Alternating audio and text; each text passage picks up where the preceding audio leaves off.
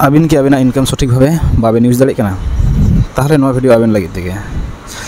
आबिना income सठिक भावे use लगित ते आबिन मानी मैनेजमेंट रूल्स हिसाब ते तालाम लेखान गे सठिक यूज बेन दाड़ेया। रूल्स दो हुई कना 50 30 और 20 एग्जाम्पल लेकाते बोन नेला जहां इनकम जुदी हुई कना 20,000 ताहले उनिया 20,000 ना 50% 10,000 टाका 30% माने हुई कना 6,000 टाका और 20% माने हुई कना 4,000 टाका ताहले अब 50% जेटा अब 10,000 टाका ओना अब बोन यूजा अब लागते कान जिनिस जैसे जम नु सुनुम बुलुंग इलेक्ट्रिक बिल नोआ को जिनिस रे अब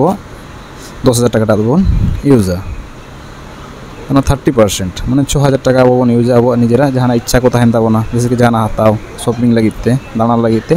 नोडे बोन खरचा बाकी सारे जो कान ताबोना अब 20% अब 20% भी कान ताबोना 4,000 टाका 4,000 टाका अब